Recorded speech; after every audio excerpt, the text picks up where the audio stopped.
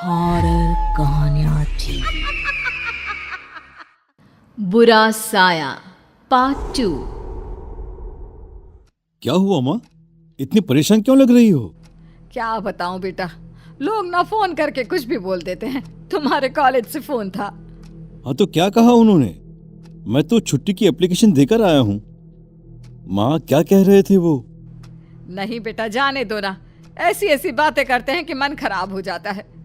मेरा लाडला बेटा इतने दिन बाद लौट कर आया, इन लोगों ने सारा मूड खराब कर दिया। रुक, मैं तेरे लिए खीर बनाती हूँ। सुशीला जी जैसे ही पलटकर किचन की तरफ जाने लगती है, अचानक से अमन का चेहरा बहुत डरावना और खतरनाक हो जाता है और उसकी शक्ल हूबहू निमिषा जैसी हो जाती है।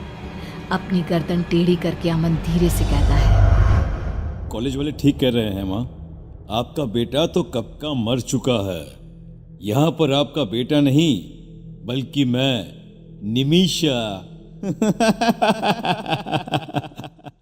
थोड़ी देर के बाद, ये ले, तेरी पसंद की खीर बनाई है, अब जल्दी से खा ले बेटा। मैं बस अभी रसोई में बर्तन धोकर आती हूँ। ठीक है माँ, मैं ये सारी खीर खा लेता हूँ। मुझे तो खीर वैसे भी बहुत पसंद है। सुशीला जी रसोई से बाहर आती है। ला जल्दी से ये बर्तन दे दे मुझे। सुशीला जी अमन के हाथ से खाली कटोरी लेकर रसोई में धोने के लिए जाती है। तभी उनकी नज़र कटोरी पर पड़ती है। उसमें बची हुई चावल लाल हो चुकी थी। अरे ये क्या, मैंने तो अमन को खीर खाने के लिए दी थी, लेकिन खीर के बचे हुए 2-4 चावल लाल रंग के कैसे हो गए? कहीं अमन के मुंह में कोई चोट तो नहीं लगी? सुशीला जी दौड़कर रसोई से बाहर आती है, लेकिन वो देखती है कि अमन वहां पर नहीं था। सुशीला जी उसके कमरे में जाती है। अमन बिस्तर पर चादर ओढ़कर लेटा हुआ था। लगता है बहुत थक गया है, नींद आ गई है। ऐसे अभी डिस्टर्ब करना ठीक नहीं, बाद में पूछ लूंगी। लेकिन फिर भी चावल ऐसे लाल कैसे हो गए, मेरी तो कुछ समझ में नहीं आ रहा। अगली सुबह जब सुशीला जी अमन के कमरे की तरफ जाती है तो उनकी नज़र बिस्तर से नीचे लटक रहे लंबे बालों पर पड़ती है। हे भगवान, ये क्या है? अमन के कमरे में किसी लड़की के लंबे लंबे बाल। ये कौन है? अमन! क्या हुआ माँ? अरे इतनी जोर से चिल्ला क्यों रही हो? अभी यहाँ तुम्हारे बिस्तर पर किसी लड़की के लंबे लंबे बाल थे, बेड से नीचे लटक रहे थे बेटा। माँ आपने जरूर कोई बुरा सपना देखा होगा। ऐसा तो कुछ भी नहीं है। यहाँ पर तो मैं हूँ, देखिए, और कोई नहीं है मेरे अलावा। पता नहीं बेटा क्या हो रहा है। तेरे कॉलेज वालों ने जब से बताया है कि आपका बेटा मर चुका है, तब से बहुत डर गई हूँ। मैं कल से बस वही सब सोचने में लगी हुई थी, शायद इसलिए मुझे ऐसा लगा होगा। तो असली बात ये है, इसलिए आप इतनी परेशान हैं। माँ मैं बिल्कुल ठीक हूँ, कुछ नहीं हुआ मुझे। भगवान तुझे हमेशा खुश रखे बेटा। पूरा दिन निकल जाता है। रात को लगभग 10 बजे सुशीला जी के मोहल्ले में जोर जोर से शोर मचने लगता है। सुशीला जी घर से बाहर निकल कर आती हैं। अरे क्या हुआ, आप लोग इतना चिल्ला क्यों रहे हैं? अरे गजब हो गया, हमारे पड़ोस में रहने वाला महेश है ना, किसी ने उसे जान से मार दिया। अरे ऐसे कैसे? लेकिन इससे पहले तो कभी इस तरह की कोई घटना नहीं हुई। किसने मारा और कहाँ मारा महेश को? अरे सुशीला बहन, गर्दन काट कर खा गया है कोई। ऐसा लगता है जैसे किसी भेड़िए का काम है। भेड़िया? इंसानों की बस्ती में भेड़िया क्या करने के लिए आएगा?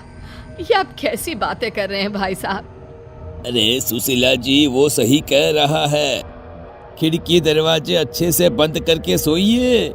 भगवान जाने कौन सी आफत आई है अब। जानती है, महेश के शरीर का सारा खून पी लिया था उस भेड़िए ने। सूखा कंकाल पड़ा मिला है। अभी थोड़ी देर पहले तो मैंने उसे देखा था, लगभग 8 बजे के आसपास दुकान से लौट कर आ रहा था और उसके बाद अपने ही घर के बाहर इस हालत में मिला है। भगवान भला करे, ऐसा कौन हत्यारा आ गया हमारे मोहल्ले में?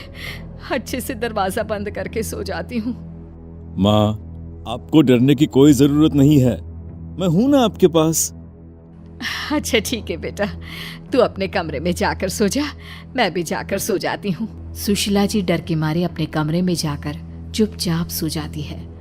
अगली सुबह जल्दी उठती है और घर के काम करने लगती है। अमन अभी तक अपने कमरे में सोया हुआ था। सुशीला जी कपड़े धोने लगती है और तभी अचानक उनकी नजर अमन की शर्ट पर लगे खून के धब्बों पर पड़ती है। ये आजकल क्या हो रहा है?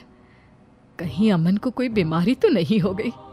पहले उसकी कटोरी में खून था और अब उसकी शर्ट पर खून के धब्बे लगे हुए हैं। आखिर बात क्या है? जाकर देखती हूँ। सुशीला जी चुपचाप अमन के कमरे की तरफ गई।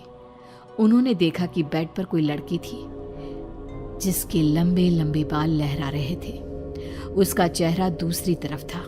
ये देखकर सुशीला जी बुरी तरह से डर जाती हैं। कौन हो तुम? कौन हो?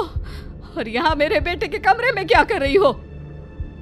तभी अचानक से वो लड़की पलट कर देखती है। वो लड़की और कोई नहीं बल्कि निमिषा थी, लेकिन आवाज अमन जैसी थी। निमिषा अमन की आवाज में बात करती है। क्या हुआ माँ? आप इतनी हैरान क्यों हैं? आप चाहती थी ना मैं लंदन से वापस आ जाऊं, तो मैं आ गया, लेकिन मरने के बाद। पागल हो गए हो तुम? और तुम कौन हो? तुम्हारा चेहरा मेरे बेटे से मिलता है। कहाँ है मेरा अमन? माँ, मैं अमन ही तो हूँ, बस मेरा शरीर निमिषा का हो गया है। ये निमिषा मुझे लंदन में मिली थी और जानती हैं, वो मर चुकी थी।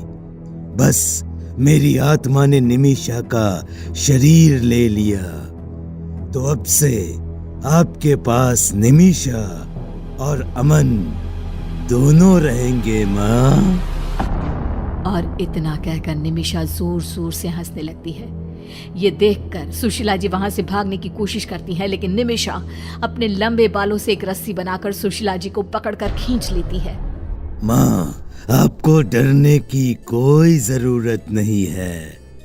और खबरदार, जो घर से बाहर कदम निकाला तो आपने सुना नहीं, कल किसी ने महेश की गर्दन खा ली, उसे कच्चा चबा गया। जानती हूँ, अच्छी तरह जानती हूँ, लेकिन मैं अपने आप को बचा लूंगी। कुछ नहीं होगा मुझे। महेश की किसी से दुश्मनी होगी, इसलिए उसके साथ ऐसा हुआ होगा। नहीं माँ, किसी के साथ दुश्मनी नहीं थी, बस मुझे बहुत प्यास लगी थी और मुझे किसी का खून पीना था, इसीलिए ये काम मैंने ही किया है।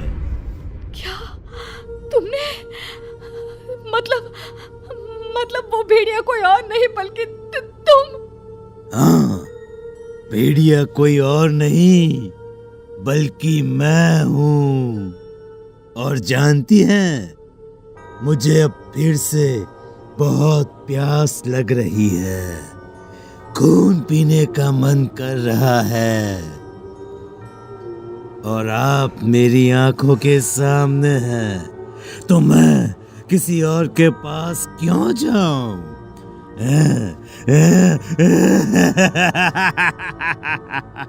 इसके बाद निमिषा एक झटके से सुशीला जी की गर्दन काट देती है और उनका खून पी जाती है। और उसके बाद वो हमेशा के लिए एक बुरा साया बनकर अमन और सुशीला जी के घर में रहने लगती है।